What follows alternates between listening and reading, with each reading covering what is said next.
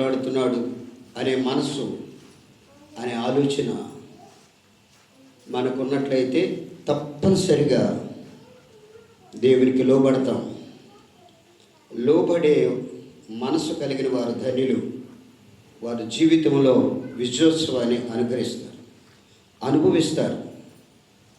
లోబడటం అనేటువంటిది ఆశీర్వాదకరమైనది. ఆ సుగుణం లోబడుట అనేటువంటిది ముత్యము లాంటిది. లోబడుట అనేటువంటిది రత్నము లాంటిది. కనుక లోబడే మనసు మనకు రావాలి. అప్పుడు అందరికీ లోబడతాం. ముందు తల్లిదండ్రులకు, తర్వాత టీచర్ల గారికి, తర్వాత దైవజనుడికి, తర్వాత దేవునికి, అధికారులకు, పెద్దలకు, అందరికీ లోబడతాం. అందరి ప్రేమను మనం సంపాదించుకుంటాం. దేవుని స్తోత్రం చేద్దామా? సరే, హల్లెలూయా చూద్దామా? మంచిది. చిన్న వాక్యాన్ని చదువుకుందాం. పరిశుద్ధ గ్రంథంలో నుండి ప్రకటన గ్రంథం 12వ అధ్యాయం 10, 11, 12 వచనాలు చదువుదాం. పరిశుద్ధ గ్రంథంలో నుండి ప్రకటన గ్రంథం 12వ అధ్యాయం 10, 11, 12 వచనాలు. మైక్ ఇవ్వండి వారికి, చదివేవారికి.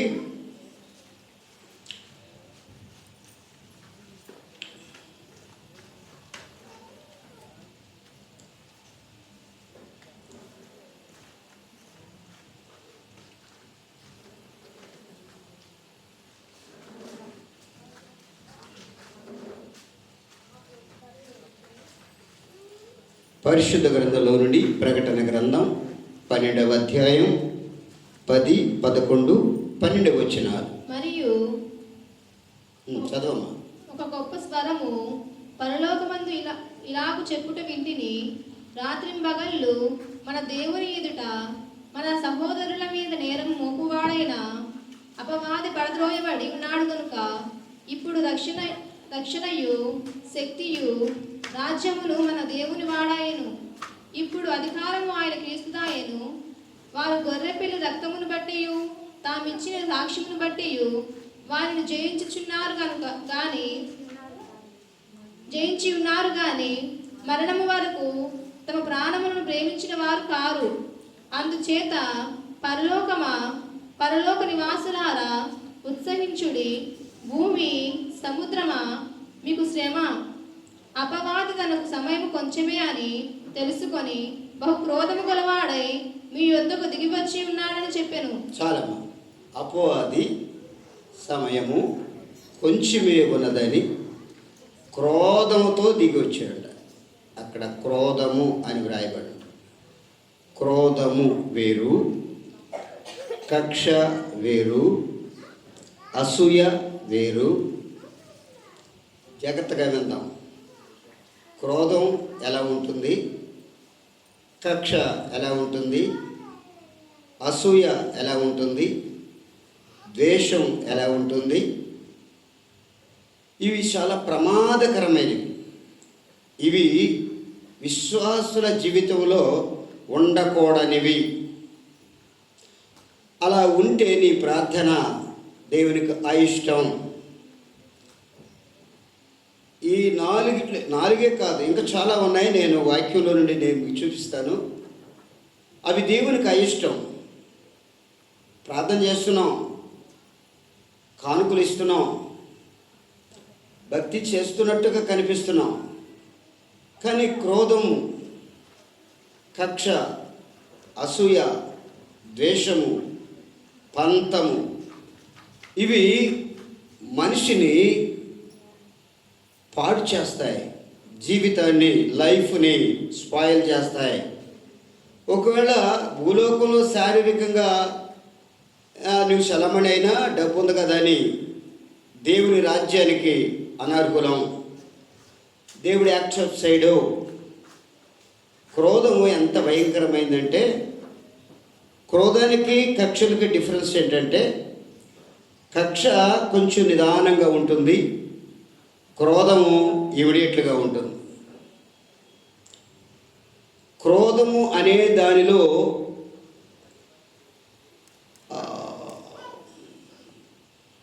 సహనాన్ని కోల్పోతుంది. క్రోధం ఎవరిలో ఉంటుందో వారు సహనాన్ని కోల్పోతారు. క్రోధం ఎవరిలో ఉంటుందో అది ఇమీడియట్లుగా వెంటనే ఇక్కడ అపవాది క్రోధంతో దిగి వచ్చింది. సమయం కొంచెమే. అపవాదికి తెలుస్తుంది సమయం కొంచెమని. ఎక్కడి నుండి? దేవుని దగ్గర నుంచి పడవేయబడిందండి, త్రోసివేయబడిందని మనం చదువుకున్నాం. సమయం కొంచెమే. నా రాజ్యాన్ని నేను స్థాపించాలి, భూలోకంలో నా రాజ్యాన్ని నేను స్థాపించాలి. సమయం కొంచెమని క్రోధంతో దిగి వచ్చింది. ప్రియులారా, ఎక్కడి నుంచి వచ్చింది క్రోధం? అసలు ఎక్కడి నుంచి ప్రారంభమైంది?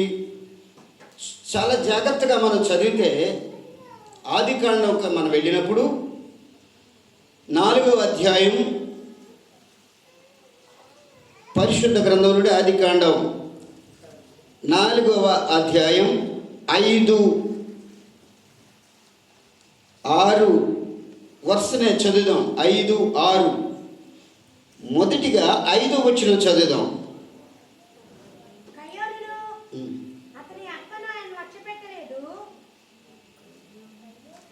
చదువమ్మా.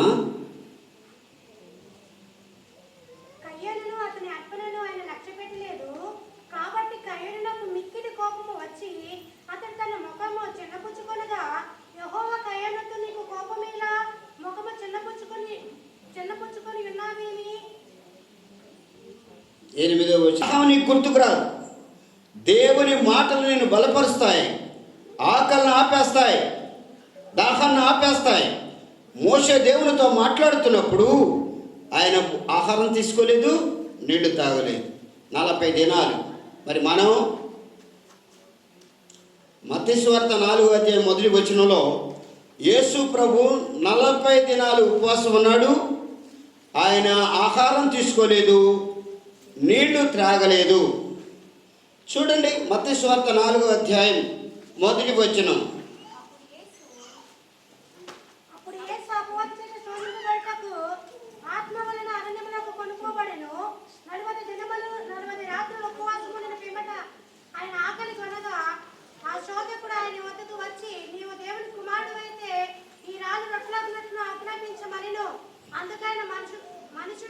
నీ పాదము రాయి తేలకుండా దూతలకు ఆజ్ఞాపిస్తారని కీర్తన గ్రంథం 91వ కీర్తనలో రాయబడి ఉన్నది అని అపవాది మన తండ్రి అయిన యేసు ప్రభువుకి చెప్తున్నాడు. వాక్యాన్ని చెప్తున్నాడు వీడు. ఈ సాతాను దేవుని కుమారుడైన యేసు ప్రభుని కొండ మీదకి తీసుకెళ్ళి ఏమంటున్నాడు? ఇక్కడ నుంచి నువ్వు దూకు అంటే యేసు ప్రభుని కూడా పైకి తీసుకెళ్ళగలిగినంత శక్తిమంతుడు ఎవరో. మరి ఆ లెక్కలో మనం ఎంత? మనం ఆఫ్టర్ ఆల్ ప్రభువునే పైకి తీసుకొని వెళ్ళి ఇక్కడ నుంచి దూకువయ్యా. కీర్తన గ్రంథం రాయబడింది కదా, నీ పాదము రాయి తేలునా దూతలకు ఆజ్ఞాపిస్తానని. దూకు అంటున్నాడు అపవాది. యేసు ప్రభునే దూకుమని అంత తెలివి కలిగినవాడు, కుయుక్తి కలిగిన వాడు, అంత శక్తి ఉంది వాడి దగ్గర. దేవుని దగ్గర నుంచి పొందిన వరాలన్నీ కూడా దేవుడు వెనక్కి తీసుకోలేదు. దేవునితో సమానంగా అన్ని వరాలు వాడి దగ్గర ఉన్నాయి. కానీ పడతోయబడ్డాడు. దేవుడు ఇచ్చిన దాన్ని మరలా వెనక్కి తీసుకునే వాడు కాదు. మనమైతే నా కొండ నాకి, నా శక్తి నాకి మనం తీసుకుంటాం, కానీ మన తండ్రి తీసుకునే తండ్రి కాదు. అందుకని ఆ కృపావరాలన్నీ వాడిలో ఉన్నాయి.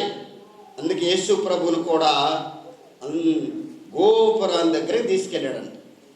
కనుక దేవుని పిల్లలైన మనం వాక్యాన్ని వినటంలో గ్రహించే మనసు మనకు కావాలి. ఆ గ్రహించే మనసు, ఆ వినగలిగిన చెవులు దేవుడిస్తేనే తప్ప మనం వస్తూ ఉంటాం వెళుతూ ఉంటాం కానీ వాక్యం మనకు అర్థం కాదు. సత్యాన్ని మనం గ్రహించలేము, సత్యంలో మనం నడవలేము, సత్యాన్ని అనుసరించలేము, సత్యాన్ని ఎవరికి బోధించలేము. ఎందుకో తెలుసా? సత్యంలో మనం లేవు కనుక సత్యాన్ని బోధించలేము. ప్రియులరా గమనించండి, ఎందుకు ఈ 40 దినాల ఉపవాస ప్రార్థనలో మరి మాంసం తినకూడదు, నీళ్లు తాగకూడదు? మనం కూడా చేసుకుందాం. కీర్తన గ్రంథం 10వ అధ్యాయం 7, 8, 9 వచనాలు, కీర్తన గ్రంథం 5వ అధ్యాయం 3వ వచనం, కీర్తన గ్రంథం 7వ అధ్యాయం 14, 15, 16 వచనాలు, మనం ఎస్తేరు గ్రంథం 3, 5 వచనాలు, ప్రకటన గ్రంథం 9, 21 వచనాలు, మత్తయి సువార్త 14వ అధ్యాయం 3వ వచనం, మత్తయి సువార్త 14వ అధ్యాయం 10, 12, 11 వచనాలు, అపుస్తలుల కార్యాలు 7వ అధ్యాయం ఈ కక్షల గురించే ఈ రిఫరెన్స్లన్నీ, ఈ క్రోధాన్ని గురించే ఈ రిఫరెన్స్లన్నీ. ఒక్కొక్కటి మనం ధ్యానం చేయడానికి సమయం లేదు కనుక దయతో నన్ను క్షమించండి. ఒక్క మాట చదువుదాం. కీర్తన గ్రంథం 10వ అధ్యాయం 7వ వచనం, 8వ వచనం, 9వ వచనం త్వరగా ఆ చదివే మైకు. వారి నోరు శాపముతోనూ కపటముతోనూ వంచనతోనూ నిండి ఉన్నది. వారి నాలుక క్రింద చేటును పాపమును ఉన్నవి. తామున్న పల్లెలందరి వాటి చోట్లలో పొంచి ఉందురు. చాటైన స్థలములలో నిరపరాధులను చంపుదురు. వారి కన్నులు నిరపరాధులను పట్టుకొనవలనని పొంచి చూచును. చాలమ్మా. ఈ 40 దినాల ఉపవాస ప్రార్థన చేసే నా ప్రియులు, నా సహోదరులు, నా సహోదరునిలు, నా సిస్టర్స్, ఈ మనసు ఇప్పుడు మనం చదువుకున్న దేవునికి అయిష్టమైన కార్యక్రమాలు లేకుండా చేసేవారు ఎంత పర్సెంటేజ్ ఉంటారు? అందుకు ప్రభు అన్నాడు, నా చేట నా చేతిలో ఉంది, నా చేతిలో ఉంది. చేట అన్న వెంటనే మనకి తూర్పార అనేటువంటిది గుర్తొస్తుంది. తూర్పార పట్టడం. మా చిన్నపిల్లలప్పుడు చేటతోనే తూర్పార పట్టేవారు. కళ్ళాన్ని తూర్పార ఎందుకు పడతారు అంటే ధాన్యాన్ని వేరు చేయటానికి, ధాన్యం కాని దాన్ని వేరు చేయటానికి. కళ్ళం అనబడుతున్న ఈ సంఘంలో పొట్టు, చెత్త, మట్టి, పురుగులు, తప్ప, తాలు, గింజలు ఎన్నున్నాయి? ఇప్పుడు ఈ కళ్ళం అనబడుతున్న ఈ సంఘంలో లేక ప్రపంచంలో ఉన్న సార్వత్రిక సంఘంలో ఉన్న దేవుని పిల్లలను పడుతున్నా, దేవుని కుమారులను పడుతున్నా, పరలోక రాజ్యం నాదే, 1000 సంవత్సరాల పరిపాలన నాదే అని విర్రవీగుతున్న ప్రతి కుమారుడు, ప్రతి కుమార్తె గమనించవలసిన విషయం, కళ్ళంలోనే ఉన్నావు, దేవుని సంఘంలోనే ఉన్నావు. చెత్తగా ఉన్నావా, పొట్టుగా ఉన్నావా, తాలుగా ఉన్నావా, తప్పగా ఉన్నావా, మట్టిగా ఉన్నావా, పురుగులుగా ఉన్నావా, ధాన్యంగా ఉన్నావా? ధాన్యం మాత్రమే మన ప్రభు అయిన యేసయ్య ఆ స్వామి నా చేతిలో ఉంది. ఎక్కడున్నావు సహోదరి? ఎక్కడున్నావు సహోదరుడా? సంఘంలోనే ఉన్నాను అయ్యగారు సంఘంలోనే ఉన్నా, నేను కళ్ళంలోనే ఉన్నా. రేపు మన ఆసామి తూర్పారు పడితే ఈ గుంపులు నీ ఉంటివో యోచించుకో ఓ సోదరా. న్యాయాధిపతి అయిన దేవుడు నిన్ను తీర్పు తీర్చేటి వేళలో ఏ గుంపులు నీ ఉంటివో యోచించుకో ఓ సోదరా. అక్కడ ఉంది, గొర్రెలని మేకలని మందలని విడగొడతాడు అని పాట ఉంది కానీ పాడతాం. మరి ఇంకో పాట ఏం పాడతాం? నీవు చేసిన ఉపకారములకు నేనేమి చెల్లింతును. తర్వాత వేలాది ఒక్క నది దగ్గర కూడా బహుమానం. వేలాది నదులంత విస్తార తైలము నీకే ఆడవా పాడరా. నేను ఒక్క నది భక్తికి మార్కులు వేస్తాడా దేవుడు? ఆలోచించి గమనించండి. ఇంకా కీర్తన గ్రంథం 5వ అధ్యాయంలో చూద్దాం ఒక మాట నేను చెప్తామంటాను, విందాం. మీరు కళగా ఉన్నారు, మీ ముఖాలు తేజస్గా ఉన్నాయి కనుక వింటున్నారు. కనుక నేను చెప్పకపోతే నేను దేవుని దగ్గర నేరస్తున్నవుతా. కీర్తన గ్రంథం 5:9 వారి నోట యథార్థత లేదు, వారి అంతరంగము నాశనకరమైన గుంట, వారి కంఠము తెరిచిన సమాధి. వారి కంఠము తెరిచిన సమాధి. కంఠం అంటే ఏంటి? ఇదే కదా కంఠం. ఇప్పుడు నువ్వు దేంతో చదివావు? వాక్యం దేంతో చదివావమ్మా? గట్టిగా చెప్పు. కంఠమే కదా. మరి ప్రభు ఏం చెప్తున్నాడు? వారి కంఠం తెరసిన సమాధి. కంపు కొడుతుంది వాళ్ళ కంఠం, వాళ్ళ ప్రార్థన, వాళ్ళ పాటలు. ఇక నేను చెప్పాలంటే చాలా ఉన్నాయి, మీకు సూటిగా చెప్తున్నా. వారి కంఠము తెరసిన సమాధి. ప్రియమైన దేవుని సంగమా, గమనించండి. రాత్రి పరిశుద్ధాత్మ దేవుడు మనతో సూటిగా మాట్లాడుతున్నప్పుడు మనం తెప్పరెళ్ళాలి, జాగ్రత్త పడాలి. ఈ సువార్త పండుగలు ఎవరి కోసం అంటే మన క్షేమం కొరకు దేవుని రాజ్యంలో మనం ఉండే అధికారాన్ని సంపాదించుకోండి. ఈ సమయం అవసరం మనకుంది. ఇది భక్తి చేస్తున్నాం, వస్తున్నాం, వెళ్తున్నాం, కానుకలు ఇస్తున్నాం, మంచిదే.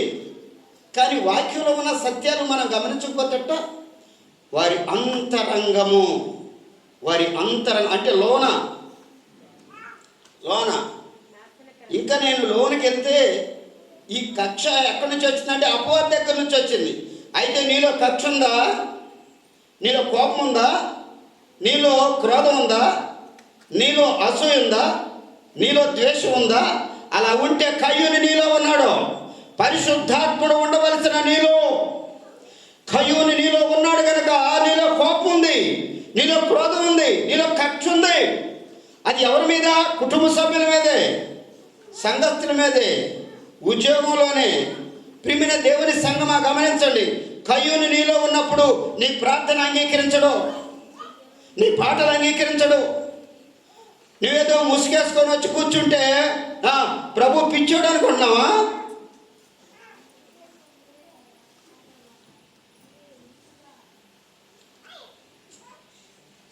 జాగ్రత్త పడాలి. అందుకని ప్రభువుని అసలు సిలువేయటానికి కారణం ఏంటంటే ఆయన అన్నాడు, వేషధారులైన శాస్త్రులారా, పరిసయ్యులారా, మీరు గిన్నె బయట కడుగుతారు కానీ లోన అది కంపుతో నిండి ఉంది. ఇప్పుడు ప్రభువు మనల్ని అడుగుతున్నాడు, అయ్యలారా, నా కుమార్తెలారా, మీరు గిన్నె అనే పడుతున్న ఈ హృదయాన్ని బయటే కడుగుతున్నారా? ఈ శాస్త్రులు ఎవడ్రా వాడు? అసలు ఎవడ్రా వాడు? శాస్త్రులారా, పరిసయ్యులారా అంటున్నాడు, బయట కడుగుతారు మీరు అంటున్నాడు, లోన కడగరు అంటున్నాడు. ఎవడ్రా వీడు అంటే పక్కన ఉన్న వాళ్ళు అన్నారు, ఆయన వడ్రంగ పని చేసే ఏసేపు కుమారుడు, వీడేవాడా రా మనల్ని అంటానికి. అసలు శాస్త్రులు, పరిసయ్యులు, సదుకయ్యులు, హెరోదీయులు, అన్న, కైప, ప్రధాన యాజకులు, ఇంతమందిని ఆయన తప్పులు పట్టాడు. ఎవరిని తప్పులు పెట్టాడు? యోహానయ్య గారు హెరోదు రాజు దగ్గరికి వెళ్ళి, హెరోదో, నువ్వు నీ తమ్ముడు భార్యను ఉంచుకున్నావు, ఇది తప్పు కదా, రాజు కదా, నీవు తండ్రి లాంటి వాడివి కదా, నీ తమ్ముడు భార్యను ఉంచుకున్నావు అని ఘాటుగా చెప్పాడు రాజుగారికి. అప్పుడు అమ్మగారి కోపం వచ్చింది. ఎవరికి? తమ్ముడు భార్య. రాజుగారు తమ్ముడు భార్య కోపం వచ్చింది. ఎవడీడు బంధించండి అంతే రాణి కదా. అయ్యగారిని తీసుకెళ్ళి సరసాల్లో ఇప్పుడు ఖర్చు పట్టుకుంది. ఎలా చంపాలి, యోహాన్ని ఎలా చంపాలి? హెరోదు రాజు జన్మదిన మహోత్సవం వచ్చింది. వెంటనే అమ్మగారి కుమార్తెను పంపించింది డ్యాన్స్ చేయడానికి. కుమార్తె డ్యాన్స్ చేసినప్పుడు రాజుగారు అన్నాడు సంతోషించి, నీకేం కావాలో కోరుకోమన్నాడు. ఏం కోరుకోవాలి? ఏం కోరు? మణుల, మాణిక్యాల, అర్ధరాజ్యమా? ఏం కోరాలి? తల్లి దగ్గరికి వెళ్ళింది. అమ్మా ఏం కావాలో కోరమంటున్నాడు. ఏం కోరుకోమంటావు అంటే, సరస్సులో ఉన్న యోహాను తల, సరస్సులో ఉన్న యోహాను తల నరికి ప్లేటులో పెట్టి నాకు ఇమ్మని కోరమంద తల్లి. తల్లేనా ఇది? తల్లేనా? వ్యభిచారం చేస్తూ, భర్తని చనిపోయిన తర్వాత వ్యభిచారం చేస్తూ, మీ ఇష్టం వచ్చినట్టు ప్రవర్తిస్తూ, ప్రవక్త ఉన్న దేవుని సేవకుడైన హెచ్చరించినప్పుడు లోబడవలసిన హెరోదియా, నిరపరాధిని చెరుపుటకు లంచం పుచ్చుకోకూడదు. దేవుని సేవకుడు తల నరకించమంది. దేవుని సేవకుడు తల నరికి, సరస్సులో ఉన్న యోహాను తల నరికి బంగారు ప్లేట్లో పెట్టి ఆ కుమార్తెకి ఇచ్చాడండి. నిరపరాధిని, దేవుని సేవకుడిని. ఆలోచించండి, ఎక్కడి నుంచి వచ్చింది కక్ష? ఆమెలోకి కక్ష ఎక్కడి నుంచి వచ్చింది? తప్పుని ఖండిస్తూ ఉన్నాడు దేవుని సేవకుడు, తప్పును ఖండిస్తున్నాడు యోహాను. అలాగే స్తెఫను విషయంలో కూడా, స్తెఫను నీతిమంతుడు, యథార్థవంతుడు. స్తెఫను రాళ్లతో కొట్టి చంపించారండి. నీతిమంతుడైన స్తెఫన్ని రాళ్లతో కొట్టి చంపించారు. ఈ తప్పుడు మనుషులు, ఈ కక్షతో ఉన్న మనుషులు, ఈ అసూయతో ఉన్న మనుషులు, ఈ క్రోధంతో ఉన్న మనుషులు నిరపరాధులను చంపడానికి ఏ మాత్రం వెనకాడకుండా హత్యలు చేసుకుంటా వస్తున్నారు. దేవుని పిల్లలను, ఎవరినో కాదు, దేవుని పిల్లలను. కడుగుదామా మరి మనం గిన్నె?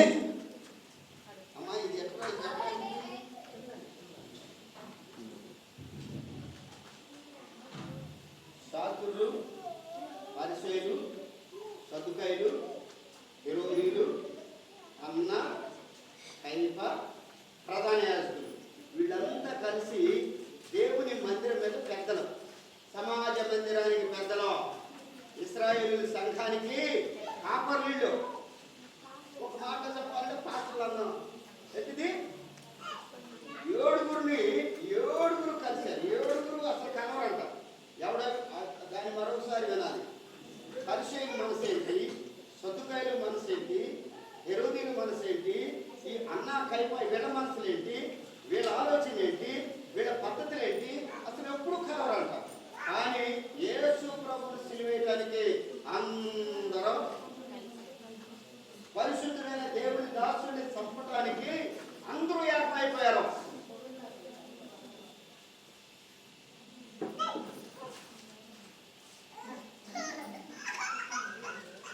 మాట చెప్పకూడదులే కానీ చెప్పాలి, అవతరం కూడా చెప్పాలి. ఏం చెప్పాలి? తప్పదు.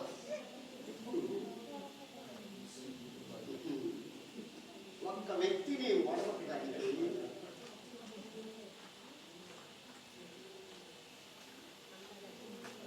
మీకు అర్థమైంది.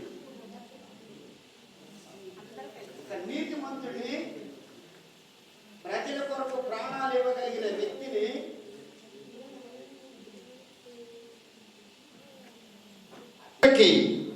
పరలోకపు దీవెనలు, భూలోక సంబంధమైన ఆశీర్వాదాలు, ఆధిక్యతలు రాకడ పర్యంతము సంఘ కాపరి కుటుంబ సభ్యులందరికీ తనకు కలిగిన సమస్తానికి అత్యధికంగా ప్రభువా ఆకాశ వాకిలిపి పట్టజాంత స్థావరమైన దీవెనలు కుమ్మరించి, ఆకాశ ధాన్య ద్రాక్ష రసములు కుమ్మరించబడి, దేవదూతల ఆహారం అనుగ్రహించబడి, పరలోకపు మంచు కురిపించబడి, పరలోక రాజ్యానికి వారసులుగా ఎన్నిక చేయబడి ప్రభువా నడిపిస్తున్న తండ్రి నీ కొందనాలు. వేల కొలది రెట్లుగా వర్ధెల చేయునుగాక. ఆమేన్. ఆమేన్ చేద్దామా? పెద్దగా చేద్దామా?